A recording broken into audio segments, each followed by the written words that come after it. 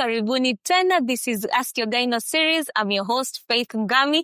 And depending on where you're watching us from, what time you're watching us from, tunawakaribisha tena studio. Tuko ndani pamoja na daktari. Daktari, karibu sana. Asante. Wamekupenda, ninawakupenda, tunawapenda wote. Tunawapenda pia wote. Sote tunawapenda sana. And we in the studio, we are ready to answer every single question of yours. Vile mumezituma. Tutawajibu sana. Daktari, karibu. Yes, thank you. Dr. Karanja Mwangi, again, I'm very, very happy to be here. It's been a while, Faith. Oh, yes, it has. Yes, I've been waiting for this day. We are here to answer your questions. We are here to address all the issues you have of reproductive health. And I'm sure you have a topic for us today. Oh, yes, we do. Wameuliza maswali on a specific topic. Yes. And we will answer them. Thank you. Umekuja. I'm ready. Ndio maana wanakupenda. Asante. So, daktari, bila kupoteza wakati, there is one walikuwa wameuliza about ectopic pregnancy. Okay. What is an ectopic pregnancy? First of all, it's a pregnancy. Yes. Tuelewe ni nini. And you see, a normal pregnancy, yeah. It's supposed to be in the uterus. Okay. In the uterine cavity. Okay? Yeah. What we call the womb. But you'll find for some people the pregnancy is not located in the uterus. So you'll find the pregnancy is in the tube, the pregnancy is in the ovary, the pregnancy is in the abdomen. So any pregnancy that is not in the uterus is called an ectopic pregnancy. Yes. So that's how we define an ectopic pregnancy. Okay. Yes. And later I will show in a drawing where the ectopic is and where the normal pregnancy is. It's good you've explained that it can happen. It's anywhere out of the uterus. Yes. Most of the time we are used to knowing that ectopic pregnancy ni ile ya fallopian tube. Not necessarily. The most common one is the one in the fallopian tube. But ectopic can be anywhere in the body. Anywhere in the body. Yes. Oh, wow. Maybe I can show you in some graphics. Huh? Okay. So here we have our uterus. Okay. I'm sure you remember this. Oh, yes. It's been a while, but you do remember. But everyone remembers this, the reproductive system. Oh, yes. It used to be a very exciting topic. Both in primary. And in high school. If you did biology. Kuna wengine wetu waliacha wakisonga. So that is the uterus over there. These are the fallopian tubes. Okay. And this is the ovary. Okay? Oh, yes. So a normal pregnancy should be located here. Within the womb of the uterus. Okay. There. That's where you have a normal pregnancy. Yes. Now, when you have an ectopic, it's anywhere outside of the uterus. Okay. So the most common area you'll get an ectopic is here. On the tube. It grows on the tube. Okay. But you can have an ectopic also in the ovary. In the ovary, okay. Or even outside on the pelvis and also in the abdomen. An ectopic can be anywhere except the uterine cavity. Okay. Yes. So that's what we define as an ectopic. As an ectopic. Yes. So when it happens on the pelvis, how is it held? Because you see, when it's in the womb, we know at least there is the uterine wall that is holding it. So when it's happening out. Now, all these organs, that is the tube, the ovary, in the pelvis, we have the wall of the pelvis. Okay. And we also have the intestine. Yeah. So anywhere that pregnancy will be located, the placenta will invade any tissue. So you'll have the placenta growing on the uterine, on the pelvic wall. Okay. It can grow on the fallopian tube, and it can also grow on the ovaries. Actually, there have been rare cases of an ectopic being in the liver. Yes, in the liver. So you'll have your liver up here. Na ikasafiri. Then an ectopic implants there. there. So long as there's human tissue there, it can always, so long as the placenta grows on it, then the pregnancy will grow as well. Yes. Okay. Now you know. Now I know. Yes. Nimetolewa ujinga. Ninajua wengine wetu pia wenye tulikuwa tujui, tumepata hiyo. Yes. Thank you, Daktari, so much. So, what causes an ectopic pregnancy? Now, an ectopic pregnancy, majority of the time, we don't know what causes it. Okay. But basically, it's an abnormality in the fallopian tube. Because when you find, again, let me back to my drawing. Leo tutasoma hivi. Yes. Now, when you take this fallopian tube over there, so this is the fallopian tube. Yeah. So you'll always have the sperm coming from the cervix all the way to be transported into the fallopian tube. Yeah. Then you'll have one of the eggs will ovulate. Yes. Then fertilization will occur here. Then after fertilization, this pregnancy, this embryo is supposed to come down into the tube and into the uterus. So it will implant here. Okay. So once you have fertilization, if there's any abnormality in this tube, then that pregnancy will not go into the uterus. It will not flow. Okay. It will not flow. So it will either grow here, or it will come to the ovary, or it will develop in the pelvis or in the abdomen. So any condition that causes an abnormality in this tube will lead to an ectopic pregnancy. One of the reasons could be an infection. Okay. If you've had an infection before, it could be 10 years, 15 years ago, 5 years ago, and maybe it was never picked or it was not treated fully. Okay. It can affect the tubes. The other reason could be endometriosis. Okay. Because when you have endometriosis, it distorts the anatomy of the tube. So the egg will not be transported well into the uterus. If you've had surgery before, then there's a lot of healing with scarring. Yes. And also with adhesions that can lead to an ectopic. So there are cases where you'll find a risk factor. Oh, yeah. Something has happened that has led to the abnormality of the fallopian tube. That's how you get the ectopic. But there are many women you'll find, look at their history, even during the operation, and you don't see any reason why they have the ectopic. Yeah, that's true. Maybe it's an inborn problem of the fallopian tube. That was never detected. Okay. Those are the risk factors for having an ectopic. Yes. And what are some of the symptoms or the signs, early signs of an ectopic pregnancy? Because I might get pregnant, I do the test, it's positive, but how do I know, okay, you have an ectopic? Yeah. There are those, we say, obvious signs, but there are those signs that you get and you're not sure whether you're dealing with an ectopic. That's true. But the most common symptom and sign is pain, especially pain on the pelvis. So if the ectopic is on the right, the pain will be more on the right side. If it's on the left, the pain will be more on the left side. Yeah. Okay? Yes. So pain is usually the first symptom. And it can be mild or severe. Depending on what is happening inside. The other symptom could be bleeding. And bleeding can also be either just mild bleeding, like spotting. Oh, yeah? Or you get a lot of bleeding. But typical of ectopic, you don't get a lot of bleeding like a miscarriage. It's very minimal bleeding. Most of the bleeding happens inside when you have a ruptured ectopic. So those are the two main signs of an ectopic. And of course, you'll have missed your periods, you suspected you're pregnant, you do a pregnancy test, and you find it's positive. So early in pregnancy, if you start feeling cramps, some spotting, many people will tell you, that is normal. When you have a pregnancy, you'll get some, go see your gynecologist and they will advise you. Or if you can't access a gynecologist, just visit any doctor or any health facility. Do a scan and they'll be able to pick whatever is causing the pain or the bleeding.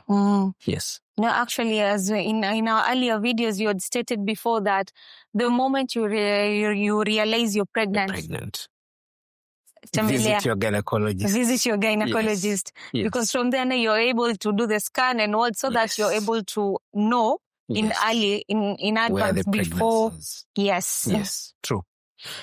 And so now after we've seen mtu ame experience the pain, how are we going to diagnose it now? That ectopic. Yes, that this is an ectopic. Now, once you come to the hospital, there's what we call a high index of suspicion. Okay. So before the doctor sends you to do a scan, because we've gone to school and we know the signs. You can come and say, I'm having this, I'm having pain, I'm spotting, and the pain is too much, pregnancy test is positive. Then when we examine you, we shall examine the abdomen and the pelvis, we can suspect. And sometimes it's so severe that maybe the ectopic has ruptured. Oh, yeah. Or it has burst. So your blood pressure will be low. Very low. Okay. And you might even appear very pale, meaning you don't have enough blood. Okay? Okay. So the moment we get that, we already suspect that you have an ectopic. But the most important thing is you go and do a scan. Okay. A pelvic ultrasound. Now, pelvic ultrasound will tell us two things. No, three things. Okay. One, pregnancy test is positive. Yes. But there's nothing in the uterus. Oh, yeah. Because if the pregnancy test is positive, we are supposed to see something in the uterus. That's true. So the first thing is there's nothing in the uterus. Then the other thing, it will tell you there's something which has been seen in the tubes or in the ovary. They can tell you either it's a cyst or it's a mass. Sometimes they can even see an embryo, even with a heartbeat. But it's on the tubes, not in the uterus. Yeah. Then we'll diagnose an ectopic. Sometimes when it has ruptured or burst, there's a bleeding, internal bleeding. So they'll be able to see a lot of fluid inside the abdomen. Yeah. So that will tell us this is an ectopic. An ectopic. Yes. You've mentioned something about rupture. Yes. The ectopic rupture. Yes. How long does it take before it can rupture? Is it immediate after fertilization? Does it take like a week or two, a month before we can say it's ruptured? Rupture usually happens, most women who have ectopic. Now we're talking about the tubal ectopic, the one that is in the tube. In the tube, yeah. Now the one in the tube, around 6 to 8 weeks. That is when they start presenting with the symptoms. Because you see the uterus, we come back here again. Tunarudi darasani. Yes. So, you have your uterus.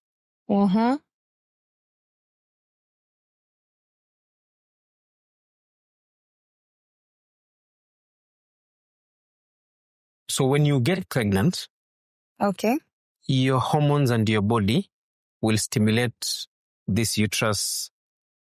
There's a way it grows, the muscles and everything. Yeah. So this uterus can contain the pregnancy when it's growing. Okay? Yes. Because the muscles also grow. Now, when the pregnancy comes there, you see this tube is very weak. And it was not meant to expand and carry a pregnancy. Yes. So the first few weeks, the embryo is very small. So as it grows, there's a lot of pressure on this wall. Okay. Yes. So when you have that pressure, you'll start feeling the pain, the mild pain. Yes. The one you're told, that is normal. Then after some time, it continues to grow, and what happens? It bursts. Yeah. Or it ruptures. Rupture means it's completely out. Okay. Yes. Or you can have a small bleeding. We call it slow leaking ectopic. So it's still intact, but it's bleeding from a point. Maybe one of the walls here has separated. Yes. Make room. Yes. So it starts to bleed. Yes. So around 6 to 8 weeks, but we have seen even 10 weeks. Okay. Now, if the ectopic pregnancy is not in the tube, if it's in the pelvis or the abdomen, we've actually seen even 9 months. Mtu anabeba full term kabisa. Full term. Mpaka miezi 9. Na ataenda scan, they do the scan, and the baby is growing well. Lakini when you hawaoni come hayuko to- kwa uterus. And now, when the baby grows and the baby is big, Mm. the uterus is pushed aside. Ah, So when they're doing the scan, they concentrate on the baby that's true. and they forget this uterus which has been pushed aside. So you'll be told your baby is okay. The baby is fine. Those who are lucky can go up to 9 months. Mhm. Now the problem comes during labor. Oh, yes. So you get to 40 weeks, no labor. You go to 41 weeks, no labor. No, You start induction, no labor. no labor. Yes. Eh. So you need to have a very high index of suspicion. Yeah. Or you can go up to, let's say, 24 weeks or 30 weeks. Then you start getting those abnormal symptoms, severe pain. You're always uncomfortable. So not unless the doctor thinks in that direction. Yeah. An ectopic, which is not in the tube, is very easy to miss. Mm. And we've delivered women at 8 months, 9 months. Ectopic. The baby is not in the uterus. So that means they now go through the cesarean section. Yes. You have to do an operation. Yes. Because they cannot deliver normal. Yes. And the other bit is, sometimes you can come and we do the scan and maybe you're 7 months. The moment we discover the pregnancy is out of the uterus, even if you don't have any symptoms, we will deliver you. Because the risk is if that pregnancy ruptures, then it's very dangerous because the woman will bleed and some will bleed until death. Yes, which is very unfortunate. So once we get an ectopic, it needs to come out. Yes. Aina otherwise. So when you go back to the rupturing of the fallopian tube, yes, at that time it's still an embryo. Yes. So does the embryo also come out? Is it shed? Or the embryo can still be saved? 6 to 8 weeks, first trimester, you cannot save the baby. Okay, not unless you're above.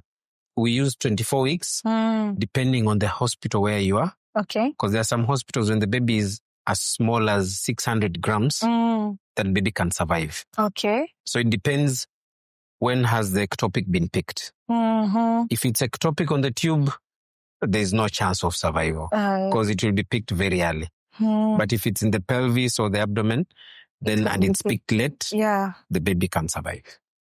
Yes. So ile hata tukimtoa at 24 weeks, anaweza survive. Yes. Because 24 weeks will be more than 500 grams. Yes. But will be admitted into the nursery. But the reason for delivering you is not to save the baby. Yeah, it is to save the mother. Save the mother most of the time. Because if you keep that pregnancy, she's going to bleed. Yes. And can somebody have recurring ectopic pregnancies? Are there cases of recurring ectopic pregnancies? Yes. Okay. And sometimes it can be very unfortunate and painful. Yeah. Because we've said some of the causes of an ectopic could be an infection. Yes. So sometimes you can have that infection and it affects both tubes. So you get an ectopic on this side. And when you have an ectopic, most of the time, we remove the tube on that side because the tube is already damaged. Yeah. So when you get pregnant again, if the other tube is also damaged, you might get an ectopic on the other side as well. Yes. So it's possible, but not always. You've seen women who've had an ectopic. After 1-2 years, they get a normal pregnancy. They go up to 9 months and they deliver normal. Yes. So there is a chance that it can be recurring, but there also is a chance that inaweza kuwa ni ile moja ilipita ikienda. Yes. Actually, the bigger chance is you will get a normal pregnancy in the uterus. But very few women, sometimes they get a second ectopic. Yes. And what happens now when we have both fallopian tubes are damaged. So is there a way artificial okay. I will help you there. Now, several things can happen when you have an ectopic. Okay. And that might also address the part of treatment. Now, most of the time with the ectopic pregnancy, if the pregnancy is in the tube, we usually cut this tube. Okay. Because you'll find the ectopic has damaged the tube. So there's no way you can leave it. will just cause more problems. Okay. So sometimes you can find both are removed, but you still have your ovaries. Yeah. You still get your periods because the uterus is still there. So it means you have eggs which can be used to get pregnant. Okay. Yes. So what usually happens, you had mentioned if we can artificial.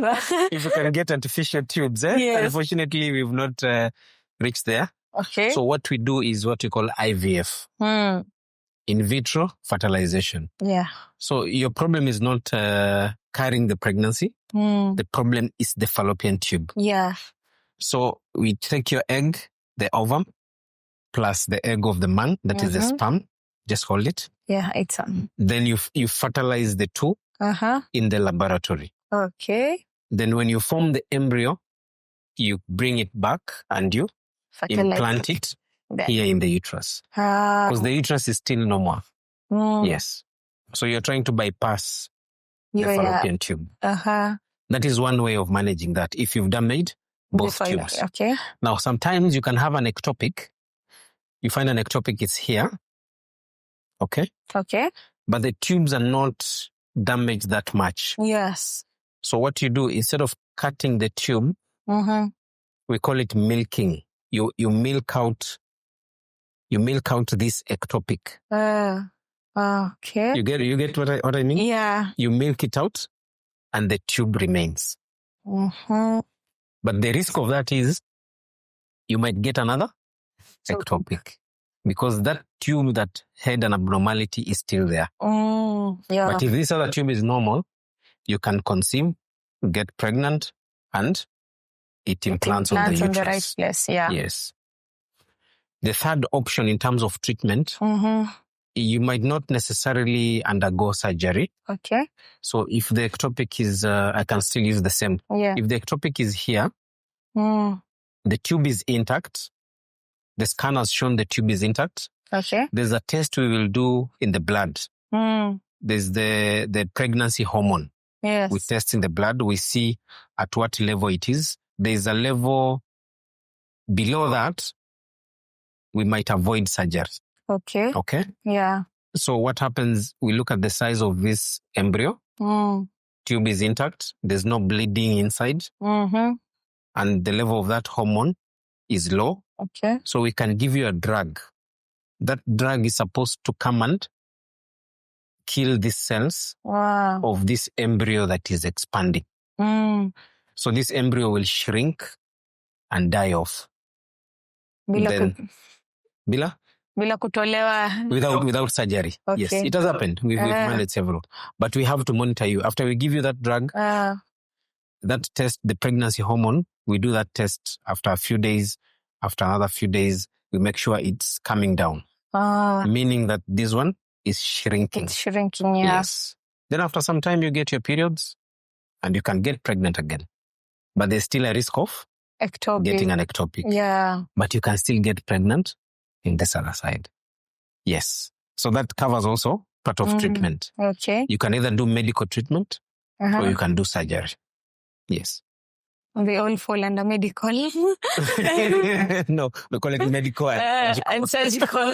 Yes. Then? And surgical, you can preserve the tube or you can remove the tube. Depending on the circumstances. Okay. Yes. Then back there. Yes. Back on the diagram. Yes. So when you do the shrinking method, we generated the shrinking method. Yes. At what weeks can somebody now go for the shrinking method? Now for usually the same time. Okay. From 5 up to 8 weeks. But we don't really look at the weeks that much. Okay. Because you could be 8 weeks, but the pregnancy has not grown to a dangerous diameter yes. Usually for ectopic, the hormone does not rise like a normal pregnancy. So it could be at 8 weeks, but it's a smaller. Still small. Yes. And the level of the hormone is low. So we don't necessarily look at how many weeks, but we look at many things. Yeah.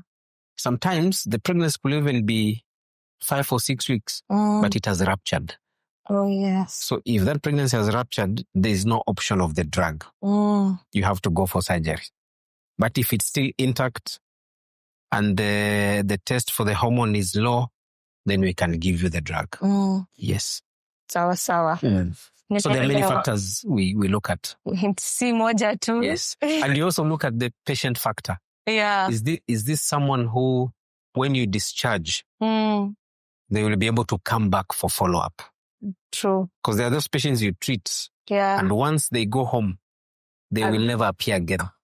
So you also assess and see, will she be coming back? Will she be able to afford this hormonal test? Yeah. So that we see that it's coming down rather than rising. Because if it rises, then you have to go for the option of surgery.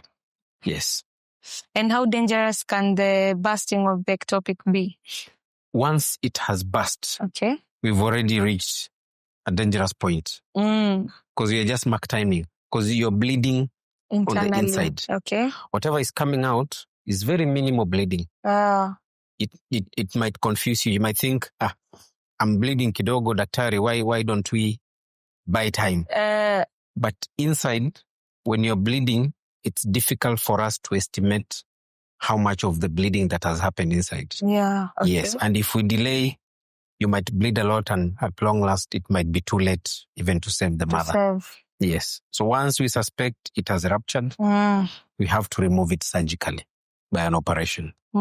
Yes.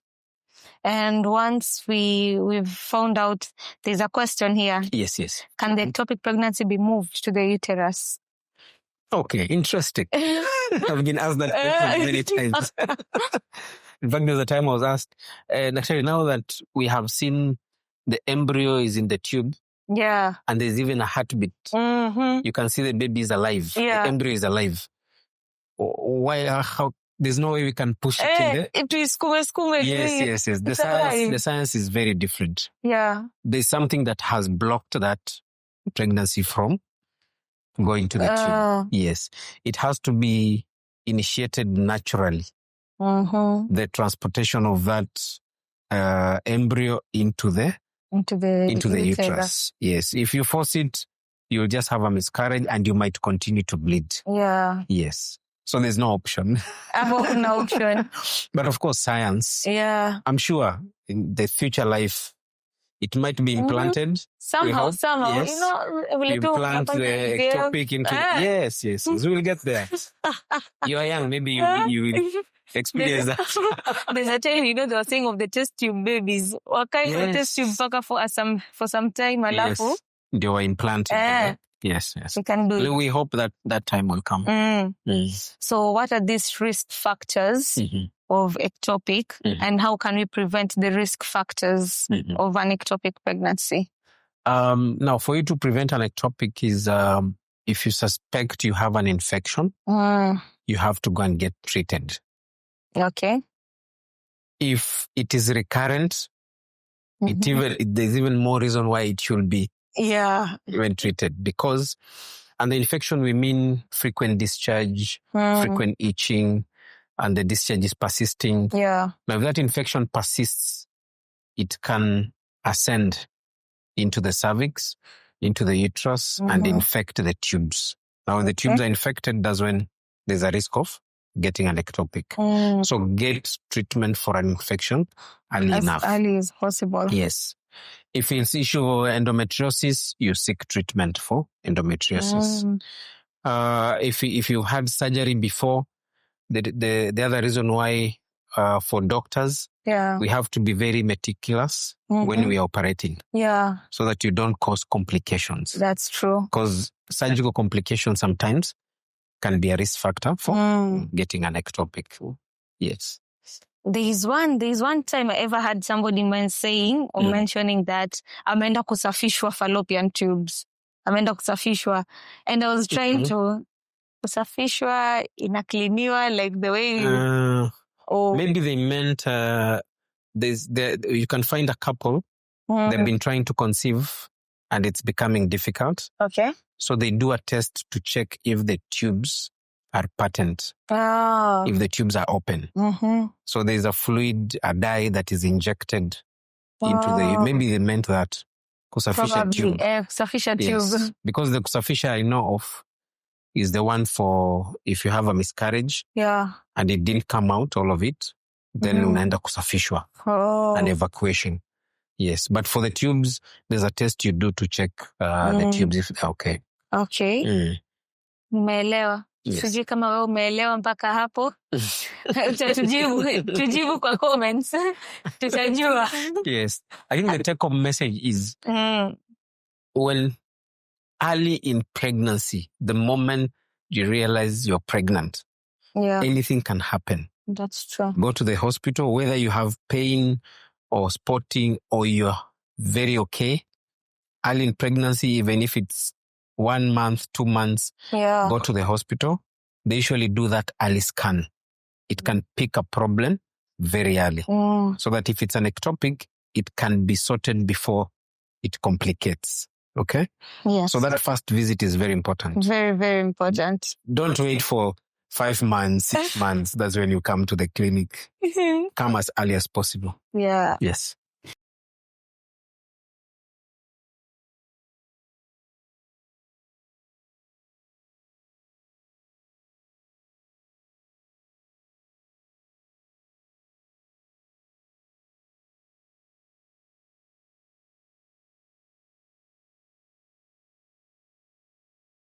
Daktari. Yes. We've talked about the ectopic and we have the ovaries, the ovum. So we have other things that come up, like an ovarian cyst. What is an ovarian cyst? An ovarian cyst is let me use the layman's. It's like a growth. It's like a sac. Okay. With fluid inside. Okay? So when I say a growth, it will appear like tumor, growth, flesh. No. It's like a sac, but it has fluid inside it. So that is an ovarian cyst. And it's next to the ovary. Again, I can show it here. So if you have that, this is your uterus. Okay. That is your fallopian tube.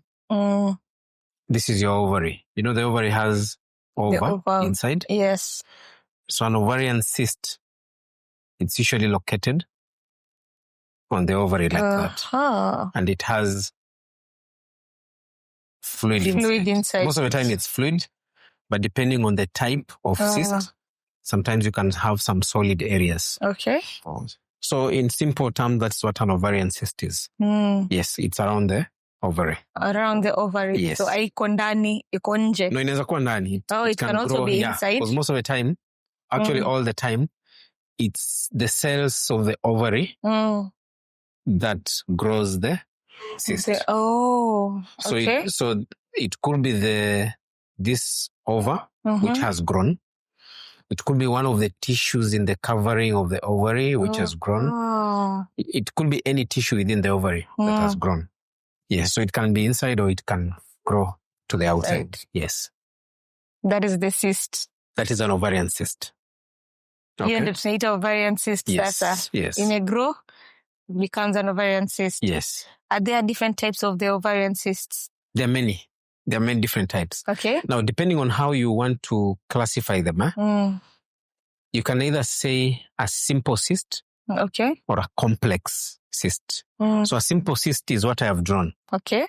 So a simple cyst, you just have a very thin, this membrane is very thin and there's fluid inside it. That is a simple cyst. A complex cyst, you'll find this wall might be a bit thicker. Okay.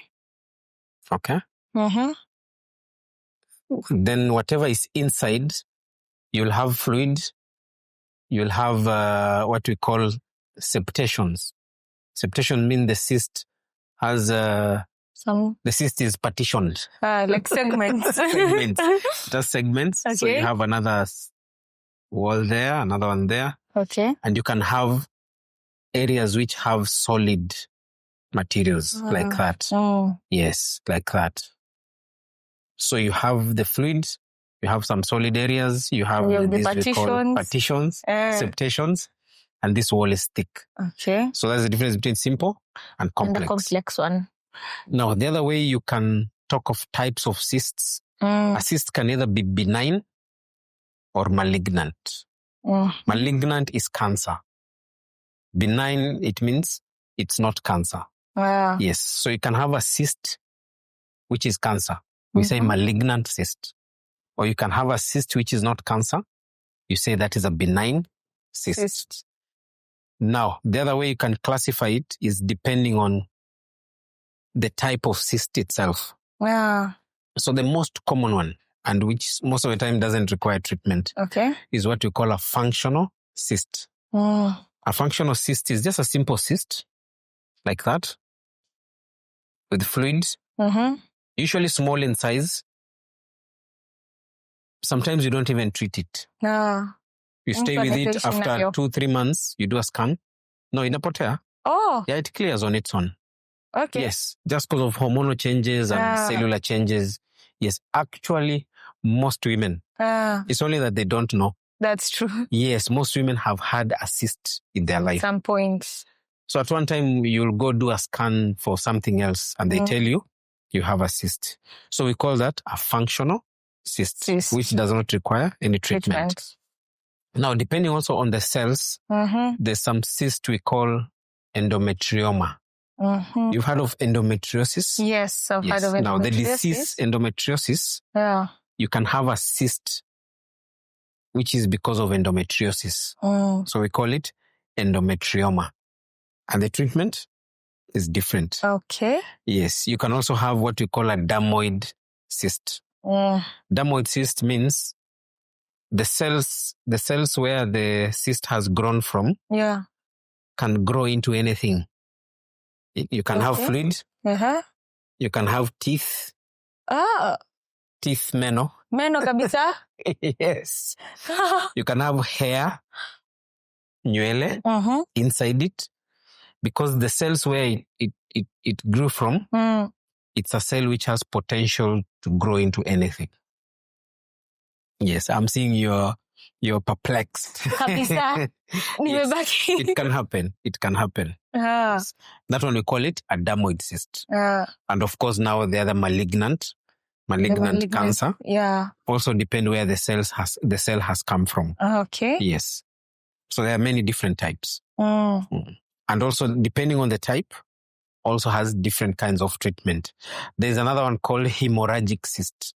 Hemorrhagic cyst means it's just a cyst, but there's blood components inside. Yes, the cells are bleeding from the inside. So when you do a scan, they detect a fluid there, but that fluid is very thick, appears like blood.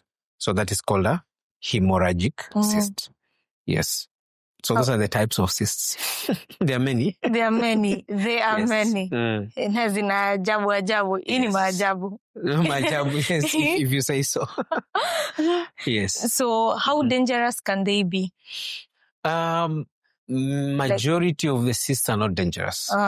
Actually, women live with it and there's no problem. But we look at several factors to know the cyst that requires treatment. Okay. One is the size.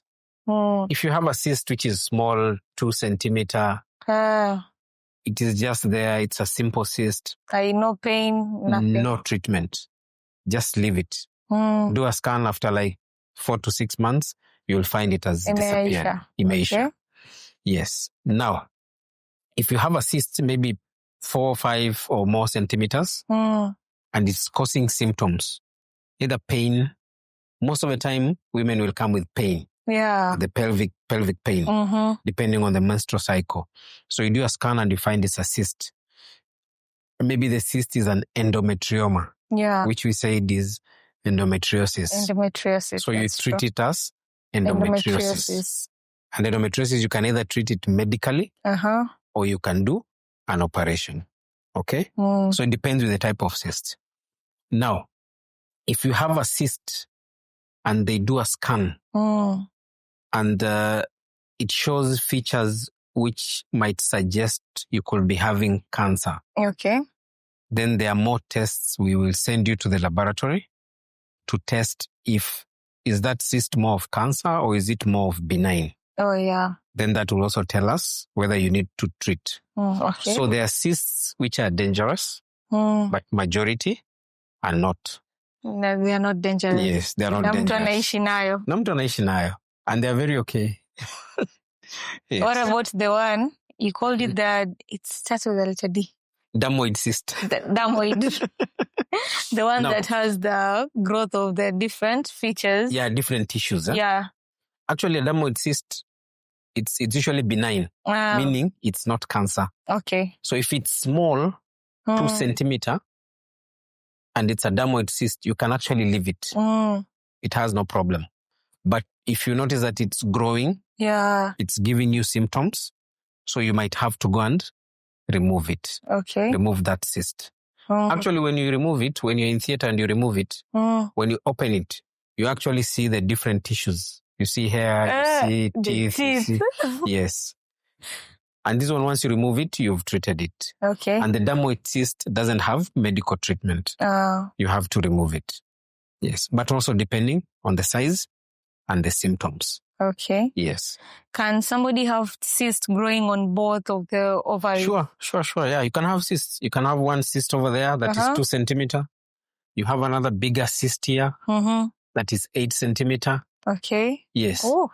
And cysts also respond to hormonal changes. Yes. So you can have cysts on both sides and of different sizes. Then later you do a scan, you find one has disappeared, one is still there. Yes.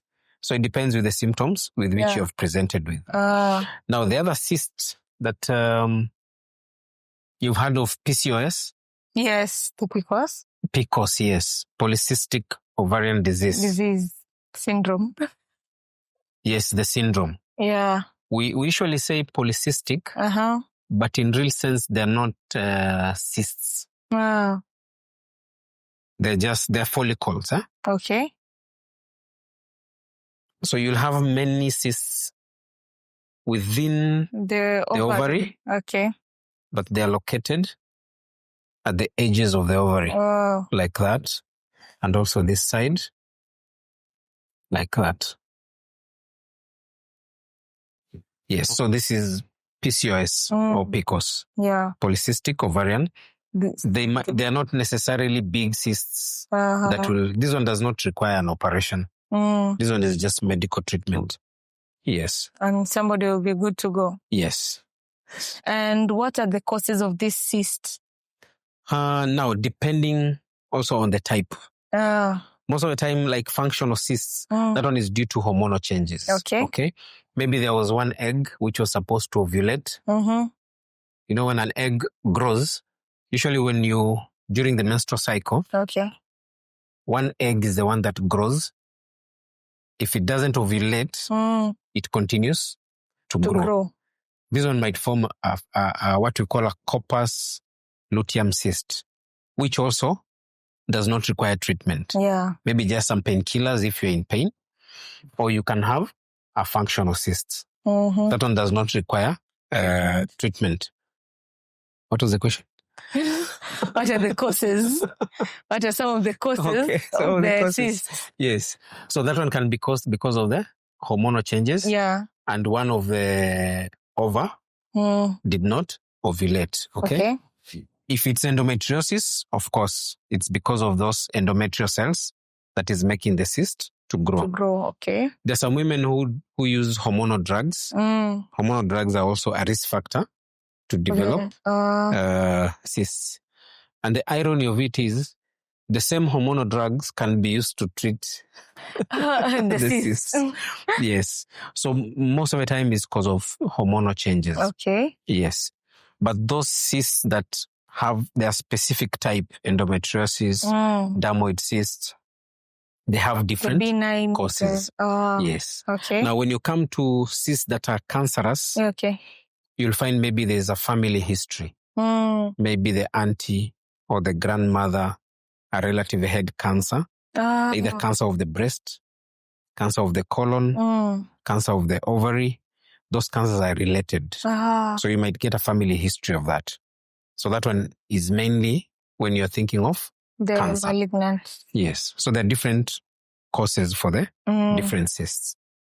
And what are some of the signs and symptoms that does it like Probably will I have a bulge out tummy for me to go? I'm a pain and like heavy cramps maybe. Yes. What are some of these symptoms for me to get like get worried? Most women don't have symptoms. Okay. And they have a cyst. Then initially you'll have mild pain or pelvic pressure or discomfort, depending on the menstrual cycle, how it is. Okay. Those with severe pain because of a cyst, if it's not endometriosis, then there are other complications of cysts which I can demonstrate here. Okay. So if you have, again, we'll need to draw. Tuko darasani. Yes. So depending on the size of the cyst. So that is the ovary. If you have a cyst here which is big, you see it's occupying a lot of space. Yes. Okay. It's even compressing on the ovary, compressing on the uterus. Yeah. And it can grow and compress on other organs. You can actually think someone is pregnant. We've had cysts that are 20 centimeters. So it depends with the size of the cyst. So mainly it's pain, pelvic pressure. Okay. Yes. That's what mainly causes the symptoms. Okay. Now, there are some cysts that produce hormones. And those hormones can cause women to bleed. So if it produces estrogen, it will affect the uterus. And it will cause the women to bleed a lot. Yes. For endometriosis, that it's mainly pain. Pain during periods and pain during sex. Yes. The kind of bleeding, that the one that produces hormones that like the estrogen and it causes bleeding. Is it during the period or even just any time, just even out of your period? No, most of the time during the period. During the periods. Yes. You have a prolonged heavy bleeding. Okay. Yes. If it's producing estrogen. For some, it will just be prolonged bleeding and it's not stopping. Yes. Although it's rare. Very rare. Very rare. The cyst to cause bleeding. But unless it's producing some hormones. Okay. Yes. And how can somebody now differentiate a cyst from a fibroid? That one is very simple. You just do a scan. This is the cyst. Then a fibroid is in the uterus. Okay. A fibroid is a growth on the uterus, like that. Okay? Yes. Or it can be there. Now, sometimes it can be confusing if the fibroid is very big. Yes. Or if the cyst is very big. So even the person doing the scan, if this fibroid grows like that, it can even block the ovary. So whoever is doing the scan sometimes might not differentiate between is it coming from the uterus or is it ovary. Coming from the ovary? Yeah. Yes. So sometimes you can confuse, but most of the time you do a scan, you can differentiate. You can differentiate it. Yes. Even the way it appears on the scan. A fibroid is it's a growth, it's flesh. A cyst, there's fluid inside. There's fluid inside. Yes. Unless you're having the one that's the... Yes, the other one. Yes. Okay. So, Daktari. Yes. And what are some of the treatment for the cyst?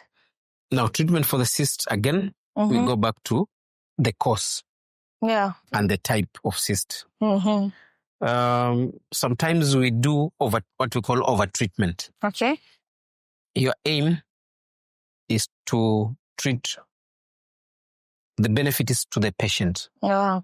Does the patient have pain? The patient wants that pain out. Yes. So one of the treatments is just painkillers.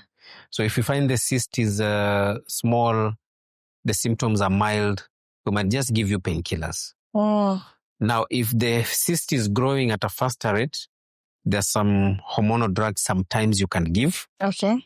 Sometimes it helps, sometimes it doesn't, depending on what is causing the cyst. Now, if a cyst is, you get a complicated cyst, maybe large, more than 6 centimeters, it's causing a lot of discomfort, that is when we do surgery. And surgery for cysts, we prefer doing what you call laparoscopic surgery. Yeah. Okay? Okay. So surgery is usually the last option, but also depends with the symptoms. Okay.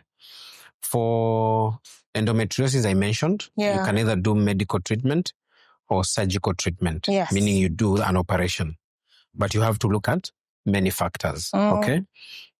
Now, when you come to cysts, which are cancerous, of course, you have to do an operation. Yeah. And the operation might involve removing the cyst, removing the ovary, removing the uterus. What? Yes. Because if it's cancer, it will depend with the stage. So if it's advanced, you'll have to remove everything. So that to reduce the risk of spreading and future complications. So if you are going to do an operation for a cyst, you have to have in mind what kind of cyst you're dealing with. And if you're suspecting cancer, as I had mentioned earlier, there's some tests you do to check if it's actually suggesting you're dealing with cancer. Yes. And the same test, you will do it later when you're doing follow-up of the patient. So that you know, did the patient respond to the surgery? And does the patient require more treatment? One more thing now that will tell you with certainty the type of cyst you're dealing with. Once you do the operation and you remove the cyst, or you remove the ovary, or even the uterus, everything you remove, it has to be tested. So you take it to a pathologist, to the laboratory. They look at it, they do their tests. Then they tell you, this is endometriosis, this is a follicular cyst, this is a functional cyst, this is cancer. Now you are sure. That is the only sure way of knowing the type of cyst. Yes. This other time, we look at the symptoms, the scan features, and we think it could be this or it could be that. Yes. Okay. And what size of, we've mentioned about the 2 centimeter, 8 centimeter, 20 centimeter. Yes. So at what size of the cyst should one be concerned, or even should probably now suggest the operation is as a... There are other factors to consider also. The age is very important. Okay. I'll give you an example. If you get a 50-year-old with a cyst which is more than 5 centimeter, I'll be concerned.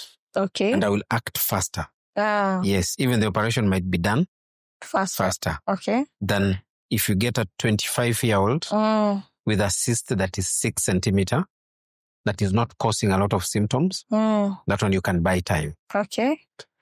So there's no cutoff that you say, when you reach 5 centimeter, you must do surgery. No. Depends with the age, the type of cyst you're suspecting, and also the symptoms. At last, you treat the patient. You don't treat yourself. It's not the doctor who treats himself. It's not the doctor. You treat the patient. Tumekuja utueleze. Yes. What you suspect is what you treat. Yes. And at times we have those stubborn patients. Namwambia you will require surgery, anakwambia hapana. How do you handle? They're not really stubborn. Stubborn is being harsh.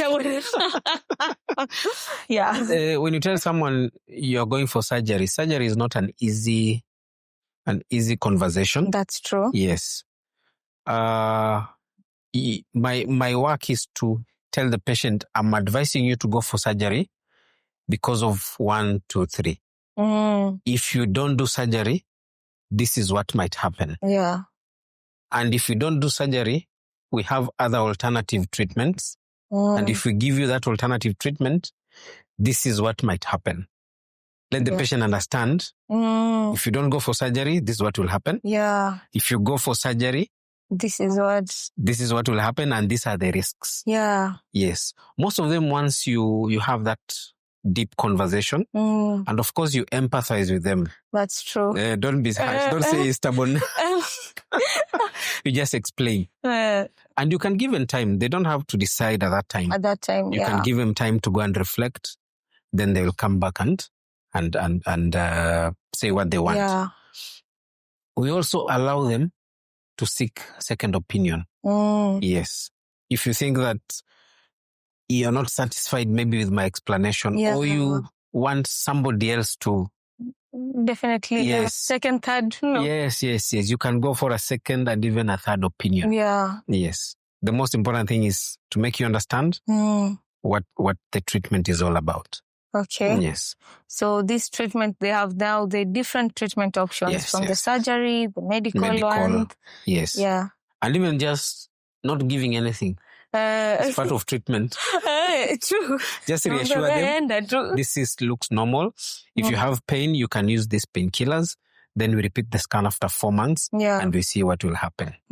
Sometimes the temptation is, I'll give you a practical example. A patient has come. The first thing they do is they give you a scan. Yeah. Daktari, hata sikwambii mambo mingi. Ndio hii scan hapa, niko na cyst. Then you tell them, I'm not giving you treatment. Yeah. This is a normal cyst. Let's repeat the scan after 4 months. Someone might think, am I going to carry a cyst for the next 4 months? Yes. So until you explain to them, and they understand. Yes. So what happens when somebody does not seek treatment? How dangerous can it be for them? Now, cysts, sometimes we treat the cyst because of the complication that might happen. Yeah. If a cyst grows, there are several things that can happen. One, a cyst can rupture. It does? Yes. Okay. Just like we discussed ectopic. The ectopic, yes. A cyst can grow and it can rupture. Or it can bleed. That is, it's leaking and it bleeds. So when you do the scan, they will see the cyst. Then they see there is fluid in the pelvis. Yeah. So we suspect it has ruptured. And you'll have very severe pain. So that one you have to do surgery, okay? Now, the other thing that can happen with a cyst that is dangerous is if it twists, okay? Now, when I say if a cyst will twist, we'll come back here again. So you have your... like that.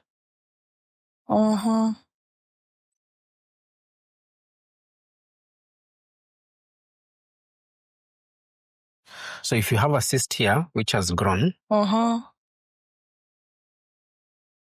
this cyst, it can either twist here.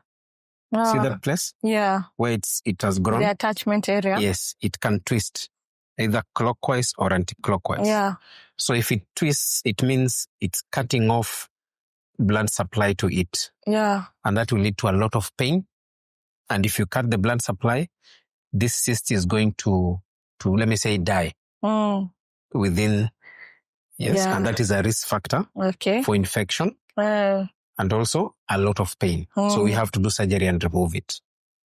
Now, the other twisting can be if this cyst grows like that, the whole of this cyst plus this ovary, it can twist. So the ovary has a blood supply somewhere there. It brings its blood supply. So if this ovary, we call it ovarian torsion.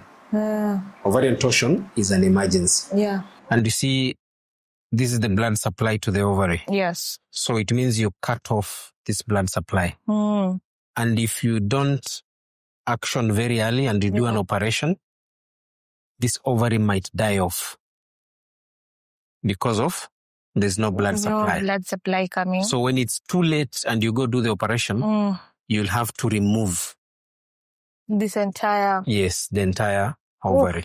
Yes. But if you get it early, you just untwist, then you remove the cyst. Yes. Can you imagine the kind of pain?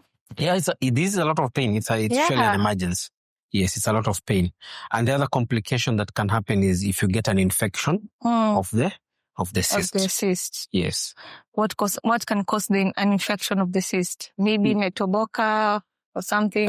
Usually, the pelvis has, the reproductive system. Yeah. It has the normal flora and infections are common. Yeah. Yes. So you can have an ascending infection that will infect the ovary. Not the ovary, the cyst. It's rare, but it can happen. Yes. So those are some of the complications of a cyst. You can have torsion. It can twist. Of course, it can grow to a very big size that is causing a lot of pain and also an infection. And I mentioned bleeding. Yeah, the bleeding. There can be bleeding. So can the bleeding, does it come out through the birth canal? It is somewhere? Oh, the bleeding. Yeah. Because the cyst is here. The bleeding will be in the pelvis, internal. Yeah. Because this cyst is not connected to this tube. Yeah. So the bleeding is not through the birth canal or the vagina. No, it's inside. It's internal bleeding. Yes. So somebody can fail to notice their bleeding. Yes. Actually, most of the time, they don't bleed. But when you do a scan, you see there's fluid. There's a lot of fluid in the abdomen. How dangerous can it be? This is dangerous. It's like a ruptured ectopic. Yes, because you're bleeding, so you have to go in and stop the bleeding. Yeah. Yes, then suck out the blood and sort out the ovarian cyst. Yes. Then the cyst. How, and probably somebody notices they're pregnant and they have a cyst. Can they coexist? One has to die. No. They coexist. They can coexist. Most of the time, they coexist. You see, the cyst is here. Okay. Yes. The pregnancy is here. So the pregnancy is growing here. And the cyst is growing here. Yeah. So most of the time, majority of the women, they will coexist. And with the time, because the baby is growing at a faster rate, yes, the baby will outgrow the cysts. Okay. So you'll find the uterus is bigger and bigger and bigger. Sometimes the scan will even not be able to see the cyst. In a few cases, when the cyst is very big, because of pain and pressure effect, it can cause a miscarriage. Yes. Okay.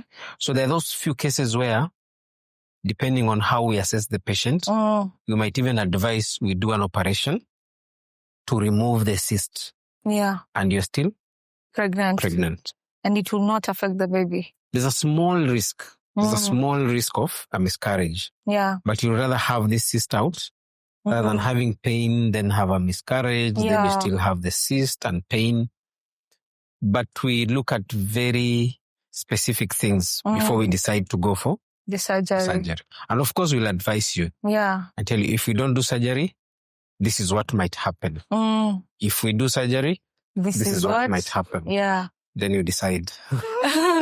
Because, and at what point, like at how many weeks probably, can you advise for surgery or to remove the cyst? Safe first trimester. First trimester. Yes.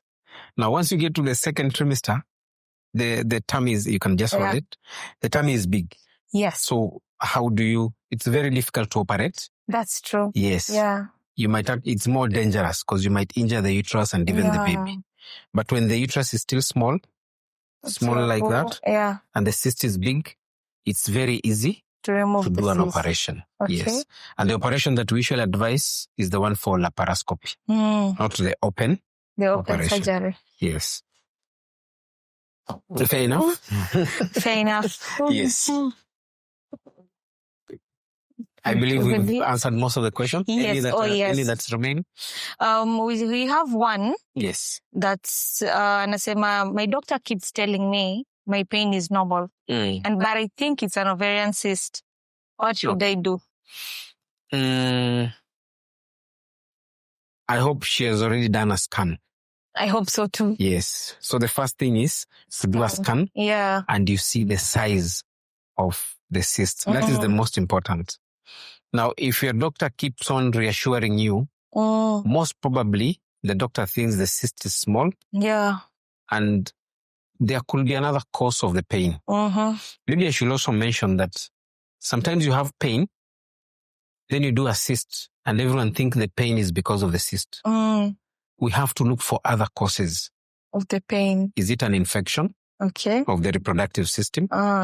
Is it a UTI, infection of the urine? That can also give you pelvic pain. Yes. There are many other causes. Could it be the appendix that has a problem? It's also close to the ovary. That's true. So you have to rule out many other causes of the pain. If you don't get any other cause, now you think about the cyst. Yes. But now the cyst comes in as almost like towards yes. Mostly if it's a small cyst. Yes, if it's a small cyst, most probably. Some discomfort, yes, you can use painkillers. Yes. And how can somebody differentiate the pain of a cyst and maybe just normal cramps? Normal cramps usually happen during periods.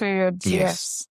A cyst might cause pain not necessarily during periods, but also outside of the periods. Maybe during ovulation, when you have hormonal changes. Yeah.